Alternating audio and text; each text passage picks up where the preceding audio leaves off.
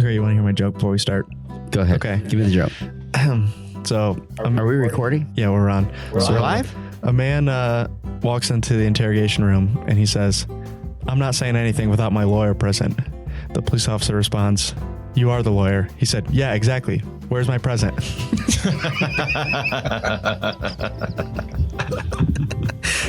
So anyways, Okay. I laughed pretty hard at the joke. And it was only text. That's the funny part. It's funny when you're just reading it on your phone and you start laughing to yourself. You know, it's going to be good. So, Yeah, but you laugh at yourself all the time. all the time. Yeah. People probably walk by my office and be like, what's that guy doing? Welcome to the Slightly Serious Sign Podcast, brought to you by Wensco Sign Supply, the #1 podcast in the sign and graphics industry for news, events, new products, and customer success stories. If you want to know what's going on or you want to grow your sign shop, you're in the right place. Here is one, some, or all of your hosts, Mike, Tyler, and Domingo. Hello, everyone, and welcome to episode 107 of the Slightly Serious Sign Podcast. We have some new guests here. We got rid of one of the hosts, so that should make this flow a little easier, you know? Woohoo! The one that takes us on way too many side tangents. I tell you. Yeah, we send him to go off the rails. we sent him to another continent. That's how bad it is, dude. We were like, you can just, go to a whole nother, be at least 13 hours away time zone. That's just far enough. If we could get I further, think we'd he just probably got try. there, right? Yeah, no, he's been there a full day. Oh, okay. So, All right. we have some new guests. We're doing some vehicle wrap training this week with Arlon. So we had a few people in town for it. Chuck tells me no every time I ask him to come on the podcast. So instead, I just figured I'll just text his boss, ask wants to come on. And then when he says yes, I'll say, "Oh yeah, Chuck said he's pumped to come on the podcast." and it worked. So he's here now. So I'll let you guys introduce yourselves. You can each take a turn, but kind of who are you? What's your current role? How long you been in the industry? Family, where you live, all that kind of stuff. So. Well, for starters, thank you guys for having us on the pod. So I was honored by the invitation, excited to connect with your audience. So I'm Mike Aybinder. I'm the U.S. Distribution Sales Director for Arlon. Next month, actually, I'll be celebrating my 12 years with the company. Nice. So it's been actually kind of a wild ride to think, because I had no prior industry experience before I joined the company. So over the years, I've had a chance to work across multiple functions for the business. And now overseeing the national sales strategy and also the regional sales teams. So, And this just happened, right? Just recently. Yeah, recently. Congratulations. Yeah. Thank you. It's been in order. Yeah. So it's been an incredible journey. And I've learned a lot along the way. So married, kids? Kids based out of Dallas, Texas. Originally from the Northeast, if my accent or my hair didn't give it away. Dallas, What about Dallas? North Dallas, suburbs. Frisco, Texas. Yeah, rich people over there. No. I lived on the lower Greenville area Lower Green- back in the day. That's funny. Party animal. How long you been in Dallas then? 10 years now. 10 years. 10 years. So originally I started as a regional sales manager for Arlon. I was covering the Eastern Seaboard from Maine all the way down to Florida. Then met my wife. She's from Texas. Discovered how much I really enjoyed barbecue and Mexican food. So I've been working my way south ever since. Okay. Nice. So Nice. Chuck, go ahead. Hold on. Chuck's we legend. should mention that he's the legend. He has to be at this point the #1 mentioned name on the podcast that hasn't come on yet. Exactly. I mean, he might just be the #1 mentioned name in general, but we definitely that had hasn't to come put on. a petition together to get him. Yeah, we'd really just had to trick him, which we've done that a few times on this podcast. So it's really a few working out. people. Yeah, it's really working out for us. But yeah, exactly. Take it to the girls. Yeah, exactly. Yolanda. So anyways, Desmond. Chuck. The guy with the gun behind my back over here in the corner. It's a little unnerving. We said, "How much do you like your kneecaps?" And then Chuck walked in here. That's how it happened. So Tell us about yourself, Chuck. I am Chuck DiCillo. I have been in the sign industry since they were making signs out of sticks and mud. And I've had all different parts of the industry, from selling signs, manufacturing signs, digging post holes, to selling vinyl and teaching applications, whatever. So I am from Cleveland, Ohio. I've lived there all my life except when I was in the military, all over the place, and have loved the graphics industry for 30 years. I've been with Arlon now going on 9 years, and it's a fantastic company to work for. Sweet. Yeah, Chuck's been I've been dealing with Chuck as long as I've been here, it feels like. So, So yeah, it's been great to have you. Thank you guys for coming out. Thanks for doing these classes. Obviously, it's been a huge help. You guys, if you haven't seen us, all the posts we've had about it in the last few days, at least it's real good training. We do a lot of them. Rick's just throwing stuff on the floor over there. I don't know what's going on now. But so for people that aren't familiar with Arlon, right? Which would be crazy if they listen to this and they haven't heard that before. But if they aren't, how do you guys describe who Arlon is and what they do? So we're a global manufacturer of pressure-sensitive films and overlaminates, as you guys know. We're owned by actually 44 Maple Group. So they're a privately held, family-owned business.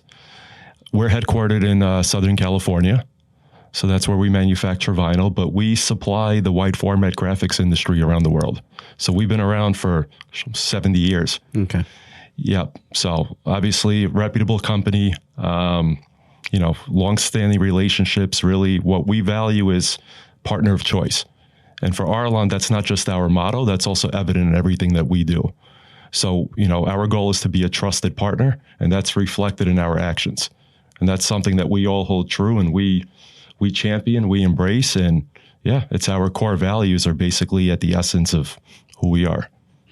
Yeah. So I think one of the things you guys do definitely differently than some of the other ones, just as in terms of how much it seems like you and your reps are out in the field visiting end users specifically.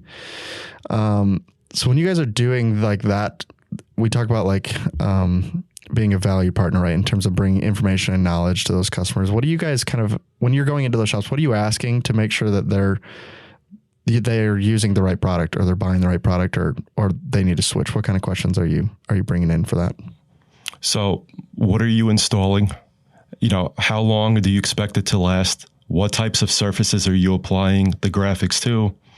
Is it flat? Is it compound curves? Are we dealing with deep channels? Are we dealing with rivets? Climate is also very important. Is it indoor, outdoor? Are we dealing with hot climates, cold climates? That tells me a lot more than simply just asking what material are you currently using.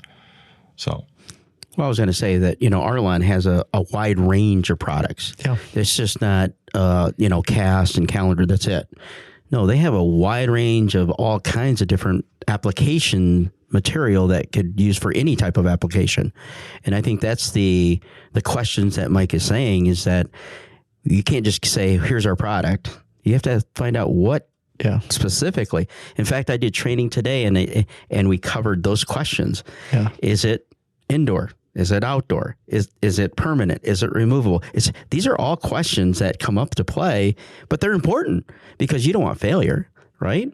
And I think the right question and the right way of mindset and getting that right product, I think Arlon fits that bill. They do have a lot of products that can fit any type of application.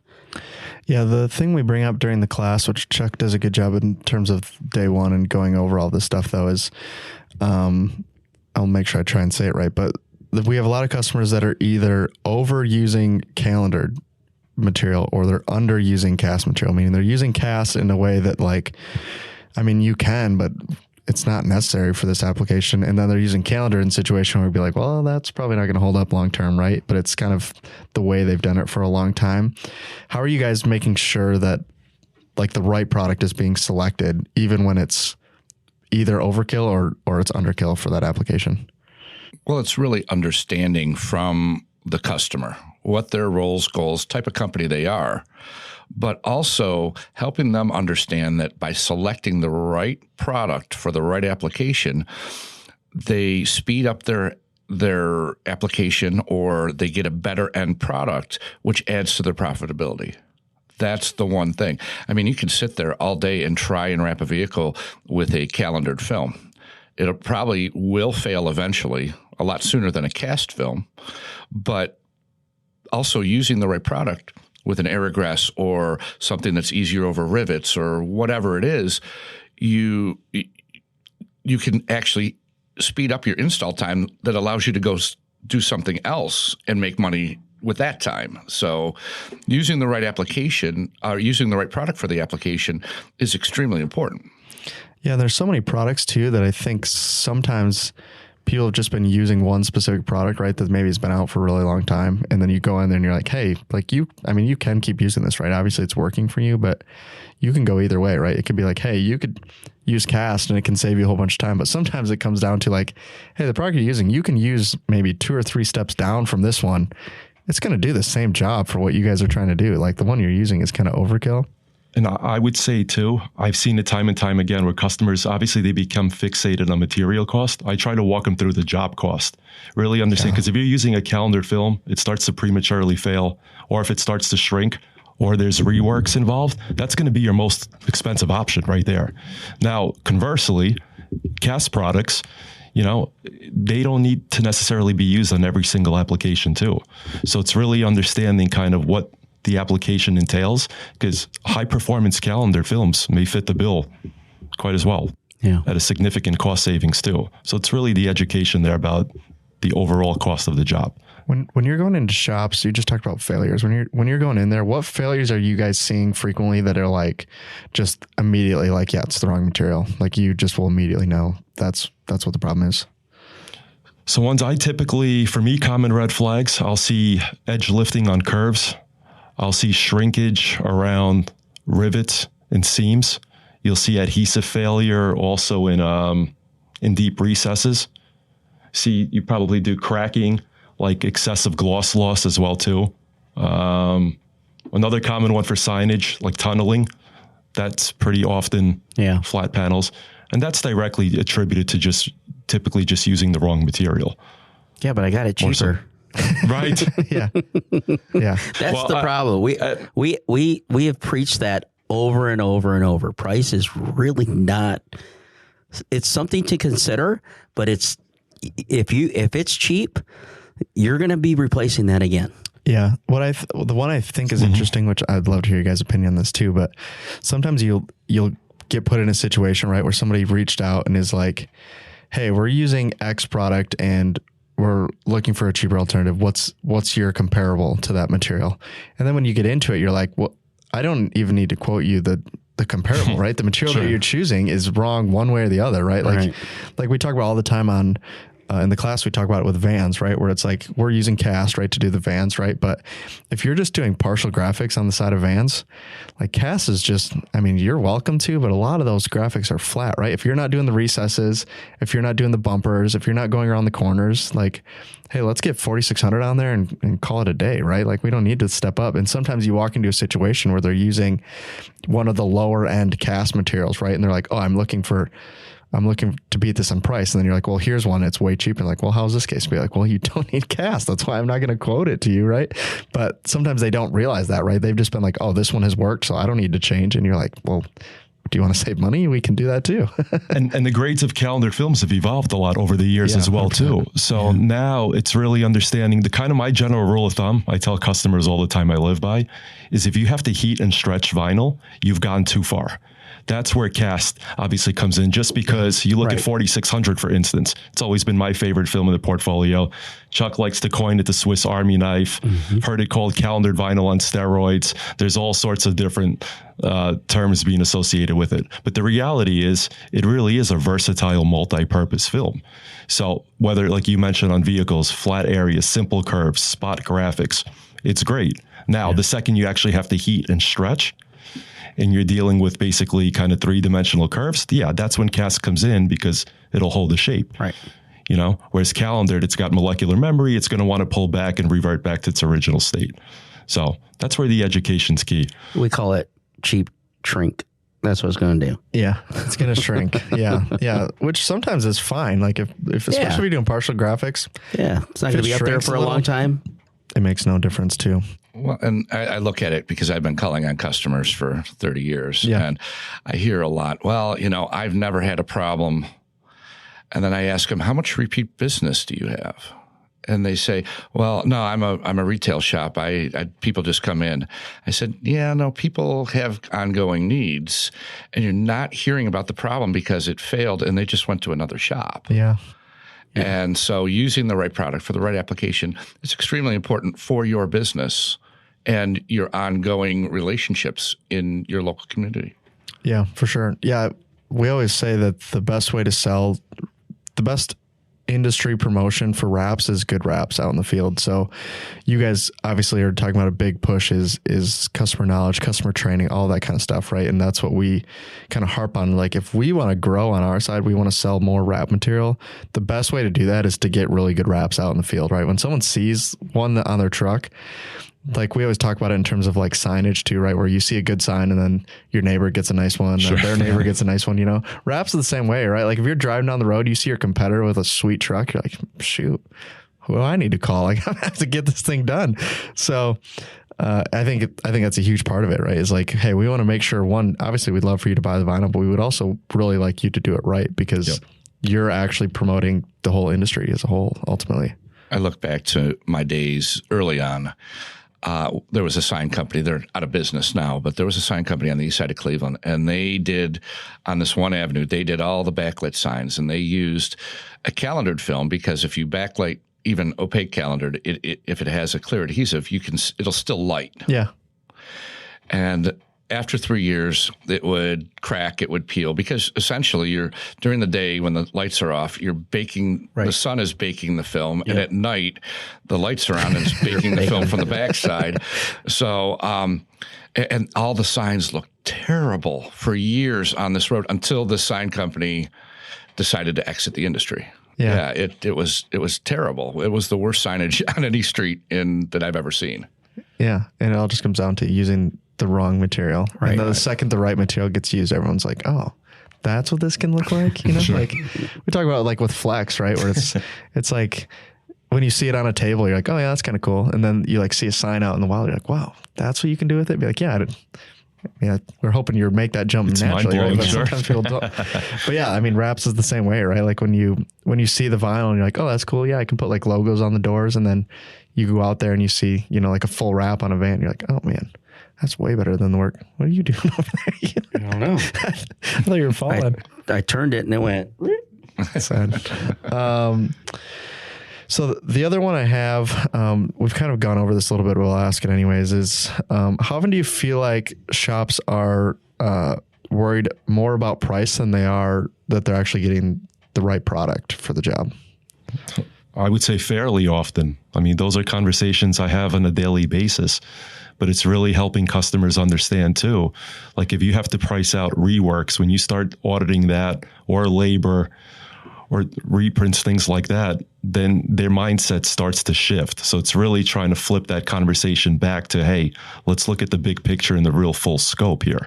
But yeah, I mean, price obviously is a factor, but it's also very rarely it's going to be a value add as well. Yeah. So.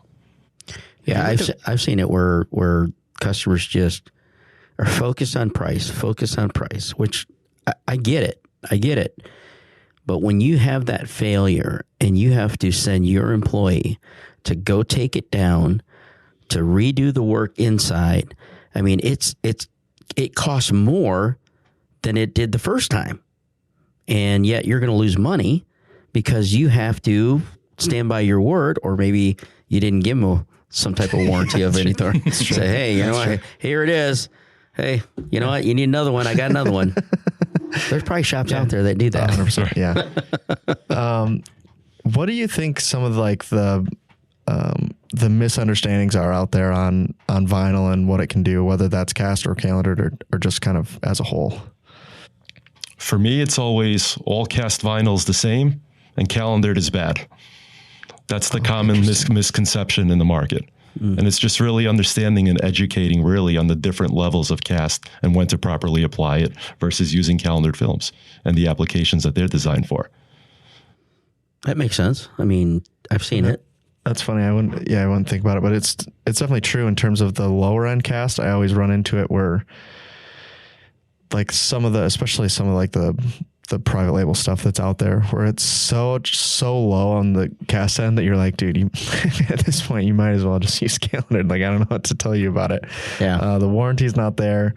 It doesn't perform the way you want it to. And you're going to have a higher failure rate than if you just used a premium calendered a lot of the times. So that's where I see a big misconception is they're like, oh, it says cast, so it's going to work the same. And you're like, well, I promise you it doesn't. Like, it says cast. Yeah. And we deal with it all the time too. We're like, people ask us all the time, right?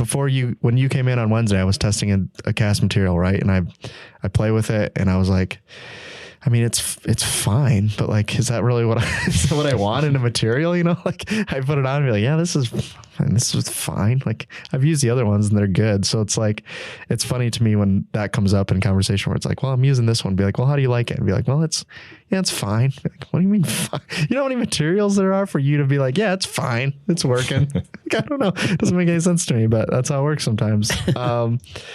So the other thing I wanted to bring up with you guys, especially, so we've been dealing with Arlon for a long time, right? Like I don't know how long, but if you go out in our demo room here, right, we have a banner on the wall from a class that we did in 2016. So this would be 10 years of us doing Arlon rap classes.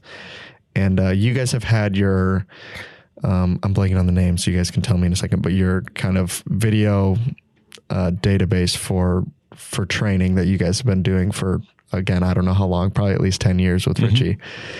Why do you think Arlon has put such a big emphasis on customer training, and it hasn't been like a lot of the other ones are very specific on doing in-person trainings, right? That's for the most part, that's most of what they do, right? For you guys, it seems like content has been a big part of that for 10 years. Why do you guys think you've put so much emphasis on that?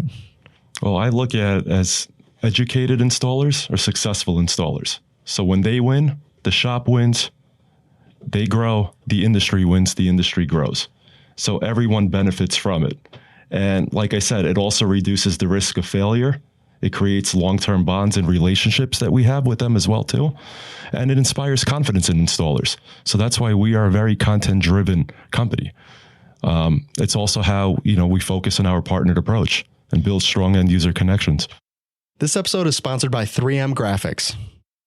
And there's also I think you guys have put together I think is it every month or every week that you can have a tech where you call in and what was that program again? It's book one-on-one time with a tech virtually. There you go. Yep. There you go. So on Fridays, we hold those sessions. They can be as short as 5 minutes just for general questions, troubleshooting, or we've got a very experienced team of tech solutions, people that are, highly capable, have been installing for a long time too, that can actually work side by side with you on any panel of your choice too. So they have studios set up where they actually have panels that will simulate what your shops have at their facility. Oh, that's nice. Yep. That's good. Yeah, I think it's interesting. Like we talked about the other day where you had to do one where it was like this tiny little section on a bus, right? Because sometimes that's how small of it is, right? It's be like, we can do this whole thing, right? But we can't do this one specific section, right? We haven't figured it out. We don't know, the material won't do it. It won't lay down. It won't stay, and it just takes them getting on a call with somebody and being like, yeah, just do. We've seen it in the class too, or sometimes somebody, like a trainer will lay it down and be like, yeah, just do this thing, right? And it's like a 1 second reference, right? And you just see someone in the class go like, you've got to be kidding me, dude. Do you know how long I've been doing this and fighting with this? And I watched you do it in 1 second, right? Yeah. And I think that's huge. Like if you're a shop, right, and you've been like, yeah, we do these vans, right, and it takes us 8 hours to do the whole van, and it takes us an hour and a half to do this one little section, or on some of these really complicated like food trucks type of stuff, right? I think getting on those calls is probably the most beneficial thing you could probably do for your shop long term, at least from my perspective. Yeah. I was on a call this morning where the customer said, well, I'm having a problem with panel alignment. And we were discussing, she says, well, our shop is usually about 68 degrees, which sometimes, especially in the winter, could be less than that, even though your thermostat says that it's really lower. And I said, okay, that might be a little cool for what you're trying to do with the film. And she says, oh, but we also use a torpedo heater in addition, and we aim it at the side. I said, well, that's why you're having a problem with panel alignment. It's heating the vinyl as you're trying to lay it and stretching as you're pulling the liner off. And I said, do me a favor. The material you're using can be applied to this at this temperature. Try it at this temperature. Yeah. And don't put the torpedo heater anywhere near the vehicle. Well, I want to stay warm as I do it, Chuck. Yeah. Come on. Yeah. Yeah, because you guys do the like one-on-one or one-to-many in shops too. And sometimes that's what I always find is funny is like sometimes you'll be troubleshooting a problem for forever, and then you'll like be in the shop or you'll be on the phone and they'll make one reference. You'll be like, wait, hold on, what did you just say again? Like that type of situation where it's like, yeah, we have a torpedo heater, and be like, okay, well, we solved the whole problem. We wish you had told me that a week ago, but you don't know unless you're getting those conversations, right? Or they have a radiant tube heater and that they're having a problem with the stretch at the top of the vehicle, but then the bottom doesn't really want it because it's a 20 degree temperature change from the top of the vehicle to the bottom. Yeah, we've seen that too with people that have those style of heaters doing trailers, and be like, yeah, one side of the vehicle goes great, right? We install the whole side. We get to the other side, the vinyl just does not want to stick. And you're like, that's really odd. Like, did they paint that side? You go in there and the heater's aligned on one side of the van, right? Or the truck. So the one side is 70 degrees. You get to the other side, it's like 55. Like you're like, well, obviously that's why. Like I can tell you now, but like that's the type of stuff where like I think what you guys are doing with the virtuals and with the one-on-ones is so big, because sometimes it's just the tiniest detail that you're missing in terms of like this could be super easy, and instead you're just making it impossible for yourself. But you like a lot of times people don't know any better, right? Right. Well, that's the one big thing is catching the problems before they become a bigger problem. Yeah, and helping people to understand that if you do it this way, you're going to have a much better result at the end. Yeah. If you plan your panels a little bit differently, you're going to get a better yield on the product you're using, and you're going to have an easier install. And your installers, if you're just a graphic designer, your installers are going to love you if you do it correctly. Yeah, for sure. So I'll get to, you guys have been doing this a long time, right? So you've seen some shops go from really small to huge. So I want to get to that. But the question I have kind of on that is, I think right now we're dealing with a lot of newer installers that are learning on, YouTube and TikTok and Instagram and all that kind of stuff. And careful. We've said be very careful. We've said that a billion times, right? Like, but we've gotten people in the class, right, that are like, yeah, I've only learned from YouTube. And when they come in to do the class, you're like, yeah, you've got it. Like, you know what you're doing. You just need a tweak here, a tweak there, and you'll be fine. Like I think they just need the confidence of it, right? But there's a lot of things that when you're watching on YouTube and Instagram and TikTok where you're just missing out on that, right? Where like temperature never comes into play, right? Post heating never comes into play, right? You're just seeing a short clip. Right. Oh, here's how I heat it and apply it on the bumper. And then you go to do it and you're like, it's not working. And it's like, well, you missed, the prep and what temperature the heat gun was at and what heat gun they were using, what temperature the shop was. Like all of those things are also important.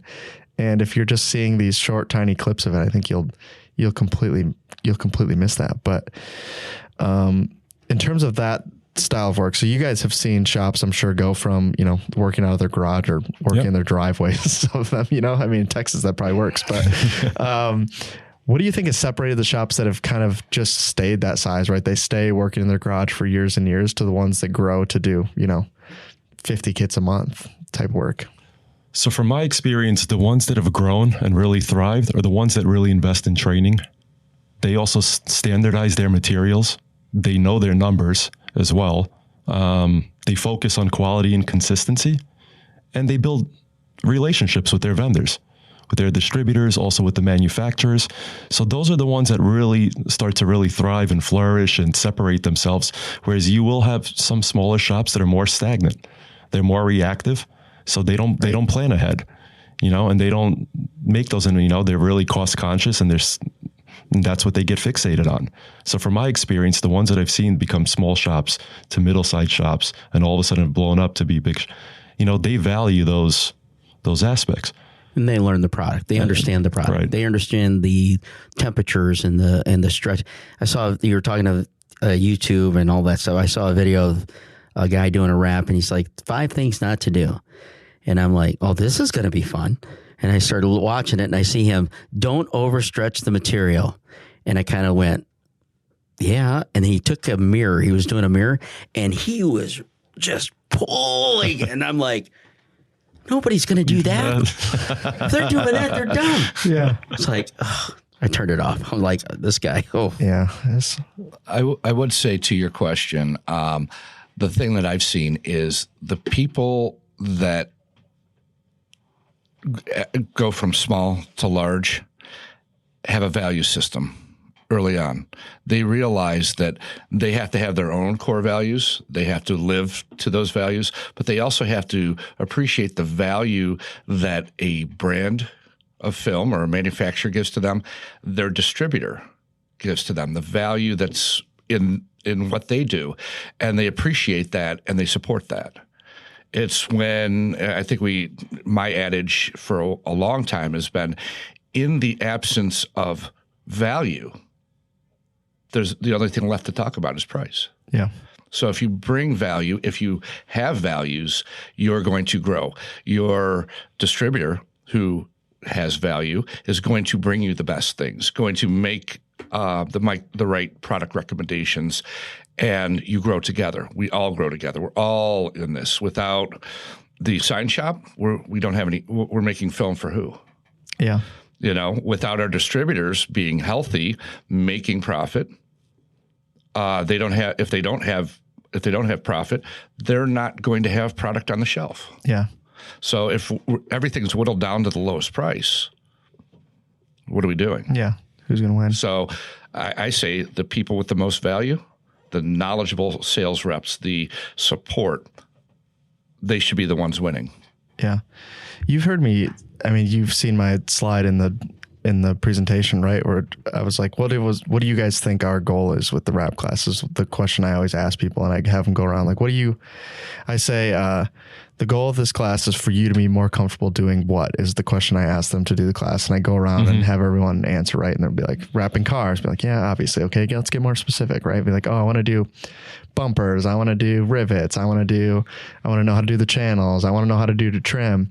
So I'll go around, everyone answer, right? And then, I'll be like, okay, yeah, that's great. I said, but our actual goal here, and I'll click the button, is I want you to be more comfortable buying vinyl. That's the joke I make at the class.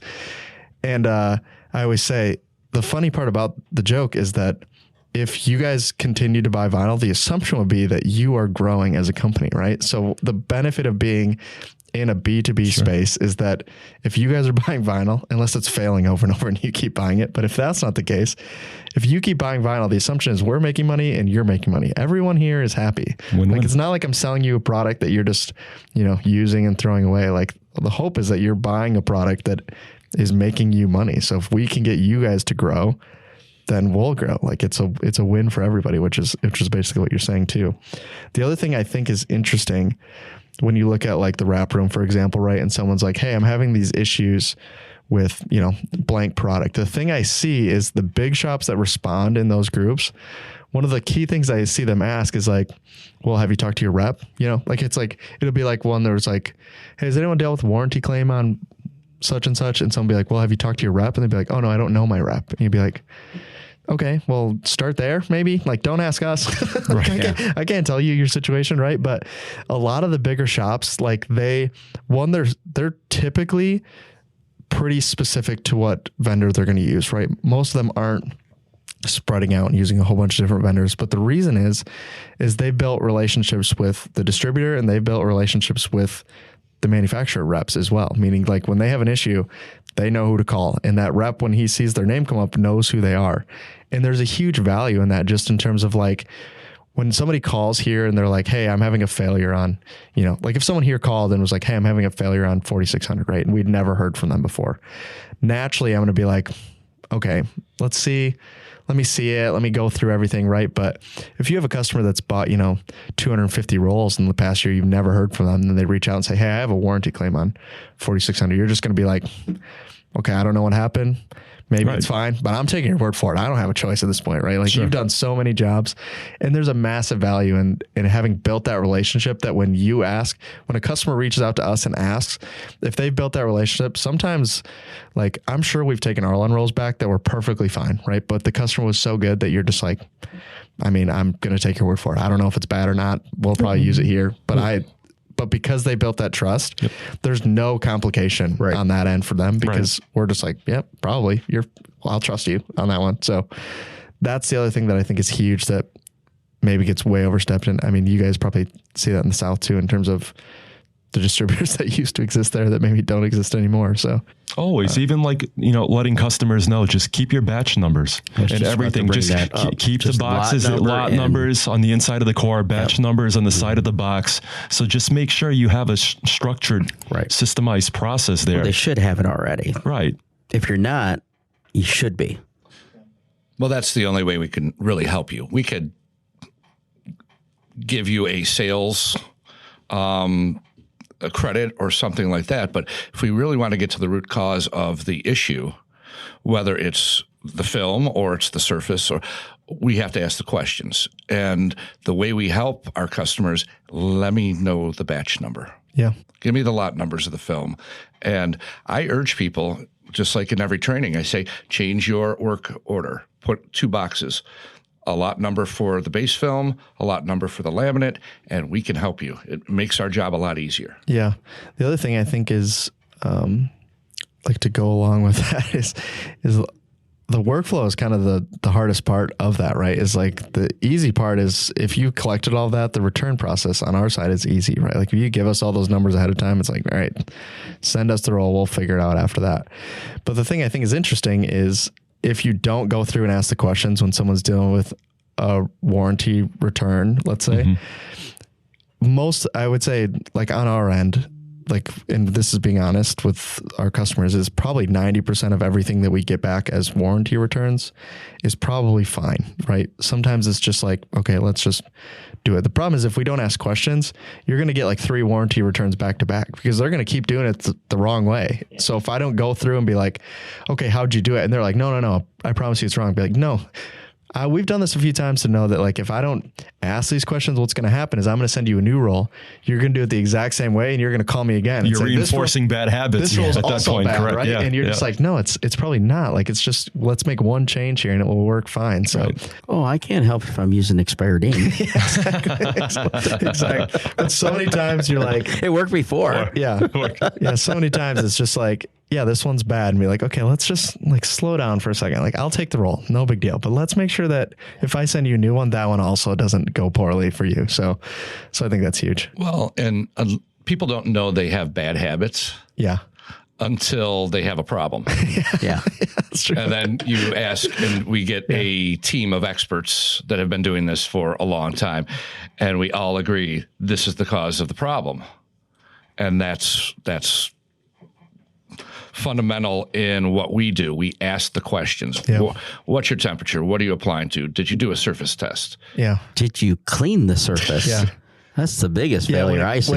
When you get a picture of it and you have to tell them, hey, I don't know if you know this, but 4600 and 3420, it actually doesn't come textured. That's not a native feature on the film.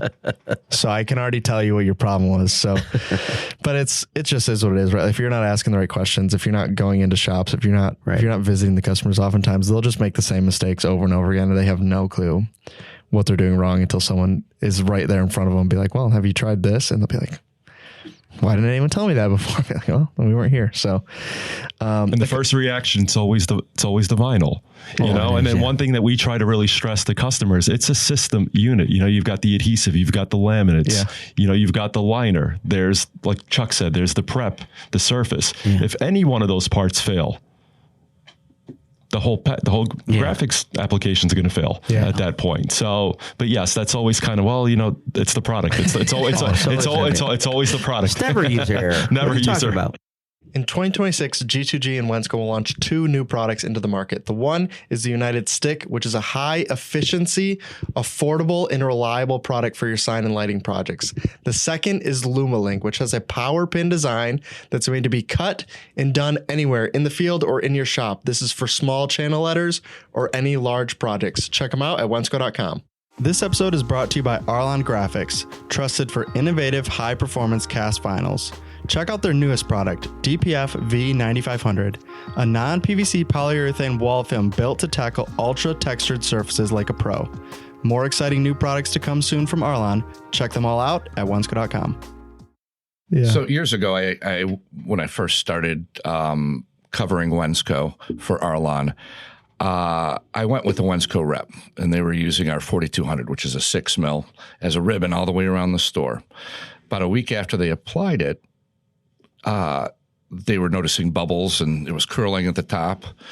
And we went in there, and it was just right after the store opened. And so me being in this industry for forever, I took a small piece of 4600. I put it on a lower corner. And while we were talking, trying to understand their paint system, all the interior graphics, they said, well, this is what we do. We put a primer coat on in the morning, they back roll it. Then later that afternoon, we put another primer coat. The next day, the painter comes in and they put the first coat on. Then later that evening, they put the second coat on. So in 2 days, all the paint's on the wall. Well, this is a construction, so they don't have any heat during the day. So the paint doesn't cure. It doesn't evaporate. Right. So I went over and I pulled on the lower corner, I pulled the piece of 4600 off, and all the paint came in, and I could still smear the primer around it. They said, well, you have to come up with a solution for us. I said, the only solution for this is you let the paint dry for about 6 months, and then we could come back in and reapply it. I said, but we're going to probably have to test at 6 months to make sure everything's dry. Yeah, but nobody thinks about that, or oftentimes cares too. It comes down to the people that have to install the vinyl. So it's just something to be aware of. And new constructions. There's new construction. There's a lot of red flags that you gotta ask. Yeah, for sure. Well, and the primary thing, vinyls, most vinyls have a solvent acrylic adhesive or a hot melt. They're all designed to work similar, not the same, but similar. The problem is every day there are paint companies changing their paint. There are additives being put onto automotive paint finishes. There are things that are changing on glass, on everything we're putting these films onto. That's a constant change where, since the 90s, vinyl, especially solid, just cut vinyl, has been the same for 30 years. Yeah. Yeah, that technology hasn't really evolved. No, but everything else has changed. I mean, from when, even like if you look at like 4600, right? From when it came out, if you think about the paint that they were putting it on to what the paint they put it on now, most of the time is completely different, right? Like low VOC used to be like occasionally we use low VOC, and now it's like you just go in assuming it's low VOC at this point, right? Like that's what everyone almost has gone to, pretty much industry wide. And that's significantly worse for adhesion levels. And so people are like, oh, we've been doing this for 10 years, and be like, well, yeah, paint's changed a lot in 10 years. So, that's something I don't think. And in Cleveland, where Sherwin-Williams is headquarters, I've been in different marketing and manufacturing groups going to different events, and I've asked one of the largest paint manufacturers in the world, hey, is there something that we could do to make our graphics easier to stick to your low VOC paints? And they said, yeah, we really don't care.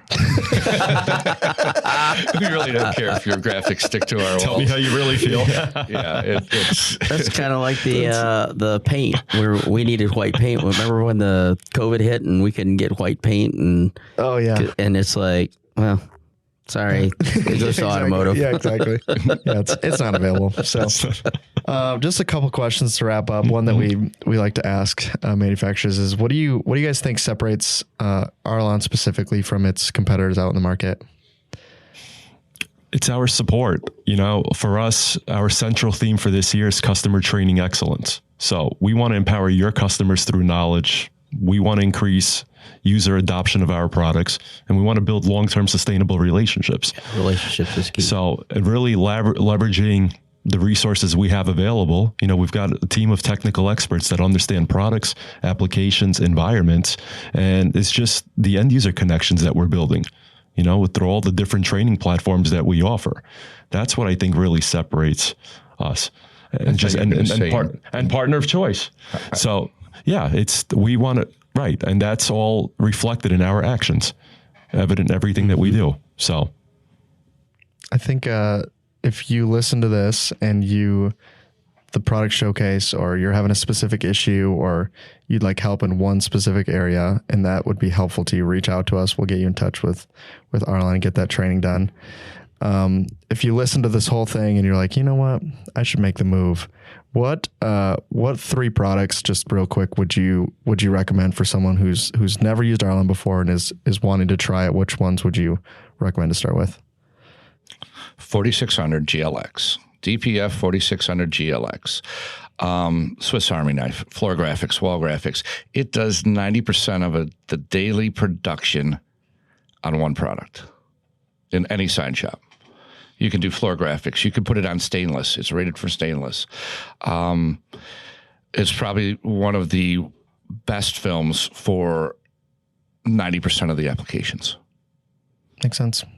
DPF 2400 XLP are reflective, doesn't bruise, ultra white, prints beautifully, available in 10 yards, 25 yards, 50 yards. So if you're not a high volume reflective shop, I think that should be on every vinyl rack in every shop because of ease of use and the performance of the product.